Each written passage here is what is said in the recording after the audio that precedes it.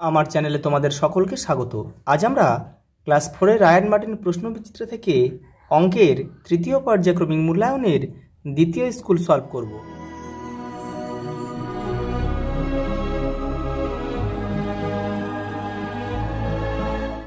প্রথম প্রশ্ন দেখো, একটি লুডোর ছক্কার তল সংখ্যা 6টি। যে ত্রিভুজের 3টি বাহুই সমান তাকে সমবাহু ত্রিভুজ বলে। দেখো, এক সংখ্যাটি মৌলিক বা যৌগিক কোনোটিই নয়। রাত 10টা বাজলে 24 ঘন্টা ঘড়িতে দেখাবে 22টা। ইটের মতো দেখতে জিনিসের আকারের নাম হচ্ছে আয়তঘন। দেখো পরেরটা দেখো, সরল অঙ্কে কোনো বন্ধনী না থাকলে প্রথমে এর কাজ করতে হয়, তারপরে ভাগের কাজ। তারপর দেখো, নজোড়া একটি, নজোড়া মানে এক জোড়া মানে দুটি, নজোড়া মানে 9 দুগুণে 18, তাহলে 18 আর একটি তাহলে 19টি কলম। দেখো জেড এ, ওয়াই বি, এক্স সি, দেখো ডব্লিউডি এর পরের বিন্যাসটি হবে, দেখে নাও, ভালো করে লক্ষ্য করো। প্রথমে দেখো এই অঙ্কগুলোতে প্রথমে কিন্তু তোমাদের এই প্রত্যেকটা রাশি ধরতে হবে এবং এই দুটোকে একসঙ্গে ধরলে হবে না। দেখো এই প্রত্যেকটার প্রথমে কী আছে, দেখো জেড ওয়াই এক্স ডব্লিউ, দেখো জেড ওয়াই এক্স ডব্লিউ, দেখো একটা রীতি অনুযায়ী চলেছে। দেখো তাহলে পরেরটা কী আছে, ভি, তাহলে আমাদের এখানে প্রথমে ভি লিখে দাও। দেখো তারপরে কি আছে এ বি, দেখো দ্বিতীয়টা দেখো এ বি সি ডি, তাহলে পরেরটা কী হবে ই, তাহলে এখানে হবে ই। এটা এইভাবে লিখে নেবে, খুব সহজ এটা কিন্তু। দেখো আমার বয়স আমার দিদির বয়সের অর্ধেক। দিদির বয়স 18 বছর হলে তাহলে আমার বয়স কত, 9 বছর, তাহলে 18 ভাগ 2, তাহলে এটা উত্তর। দেখো 8 প্যাকেট বিস্কুটের দাম 3 প্যাকেট বিস্কুটের দামের থেকে বেশি।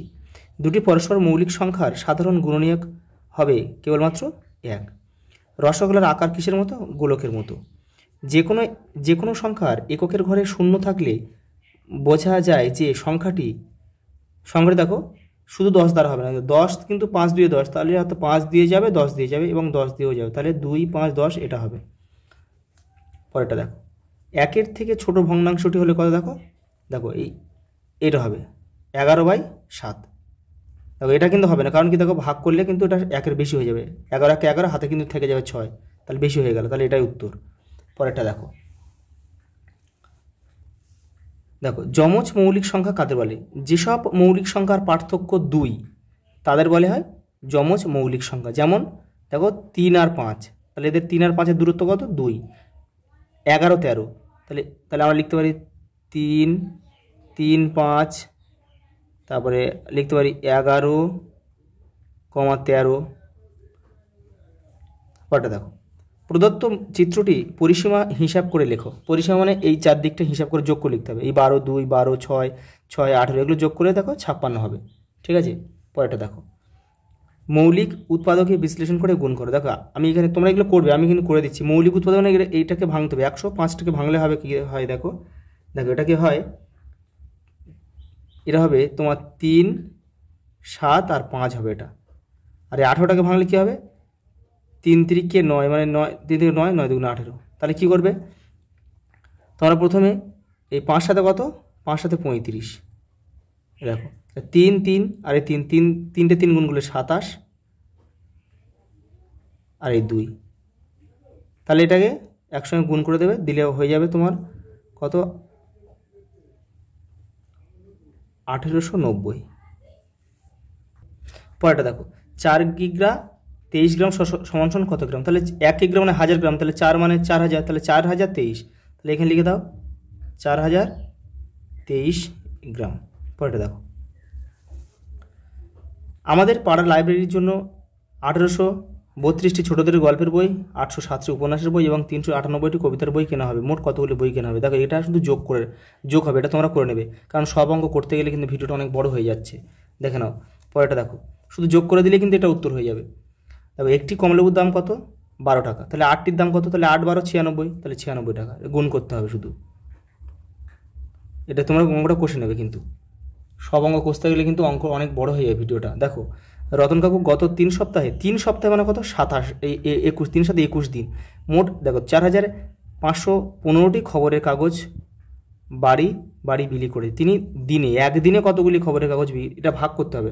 দেখো ভাগটা কীভাবে করে, দেখো 4 5 1 5 ভাগ 7, তাহলে এইটাকে কিন্তু তোমাদের উৎপাদকে ভাঙতে হবে। উৎপাদকে ভাঙলে তোমাদের হবে কত দেখো, দেখে নাও, এখানে আমি দেখিয়ে দিচ্ছি। প্রথমে 5 খাও, 5 দিয়ে খাওয়ালে তোমার কত হবে, 5 লং 45 শূন্য 3, তাহলে এটা ফের 3 খাও, 3 3 9 শূন্য 3 1 3, তারপরে এটা 7 খাওয়ালে কিন্তু হয়ে যাবে। দেখো 7, 4 সাথে 8 আর 7 2 3, হ্যাঁ এটা আর যাবে না।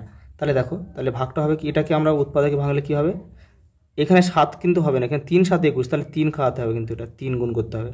তাহলে দেখো 43 গুণ 7 গুণ 5 গুণ 7 গুণ 5 গুণ 3, আর ভাগ তো ওটা রয়েছে, ভাগ ওই 7 আর 3টা রয়েছে, আমি আর জায়গা নিয়ে বসাতে পারছি না।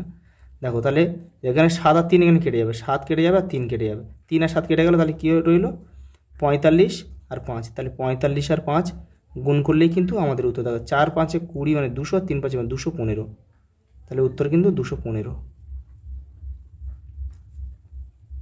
পরেরটা দেখো, দেখো বেঞ্চের সংখ্যা কত 7টা, ছেলেমেয়ের সংখ্যা 42টা, তাহলে 7টা বেঞ্চে 42 জন বসে, তাহলে একটা বেঞ্চে কতজন বসে, ভাগ করো 6 7 42, তাহলে 6 জন, এখানে হবে তাহলে 6 জন। দেখো সরল করতে হলে করতে বলেছে, দেখো এগুলো সব মুখে মুখে হয়ে যাচ্ছে, দেখো তোমরা কিন্তু মানে খাতায় কষে করবে। দেখো এটা ভাগের কাজ আগে করতে হবে, বদমাসের নিয়ম অনুযায়ী, কোনো ব্র্যাকেট ট্যাকেট নেই। দেখো তাহলে এটা 4 কত, এই 8 5, হ্যাঁ 8 হবে, তাহলে 5 8 40, তাহলে 8 হয়। আর দেখো এই বিয়োগ দাও, তাহলে কত হবে 10 যোগ 2, তাহলে দেখো 2 আর এই 8 যোগ করে দাও, কত হয় 10, আর এই বিয়োগ 10, তাই 10 10 বিয়োগ করলে কত হয়, কিন্তু উত্তর কিন্তু 0 হবে। পরেরটা দেখো 61 থেকে, আগে ব্র্যাকেটের কাজ করুন, 61 থেকে তুমি 6 বাদ দাও, কত হয় 55, 55 থেকে ভাগ 11, তাহলে 55 ভাগ 11 কত হয়, কত 5, আর 5-এর সঙ্গে 3 গুণ করে দাও, কত হলো 15, তাহলে এটাই কিন্তু আমাদের উত্তর। তোমরা কিন্তু বসিয়ে করবে, এটা সব অঙ্ক কষতে গেলে কিন্তু ভিডিও অনেক বড় হয়ে যাচ্ছে। দেখো বিষমবাহু ত্রিভুজ কাকে বলে, যে ত্রিভুজের 3টে বাহুর দৈর্ঘ্যই সমান নয়, তাদের কিন্তু বিষমবাহু ত্রিভুজ বলে। স্কেল ও পেন্সিলের সাহায্যে একটি বিষমবাহু ত্রিভুজ আঁকো এবং দৈর্ঘ্যগুলি মেপে লেখো। এটা আমি জাস্ট তোমার দেখিয়ে দিচ্ছি, তোমরা কিন্তু এঁকে এটা পেন্সিল দিয়ে তোমরা লিখবে। দেখো এইটা হচ্ছে বিষমবাহু ত্রিভুজ, এই যে ABC, তোমরা এই বাহুটা মাপবে, খাতায় সুন্দর করে স্কেল দিয়ে আঁকবে, পেন্সিল দিয়ে এটা মাপবে, এটা মাপবে, এটা মাপবে, মেপে কীভাবে লিখবে, তাহলে এবি কত হবে, এরকম লিখবে, এবি সমান সমান এত সেমি, BC লিখবে, আবার লিখবে এরকম BC সমান সমান, এটা মেপে কত লিখবে, কত সেমি, আবার AC লিখবে, এরকম AC লিখবে, লিখে সমান সমান কত দৈর্ঘ্য সেটা মেপে এখানে লিখে নেবে। আজ এই পর্যন্ত, দেখা হবে পরের ভিডিওতে।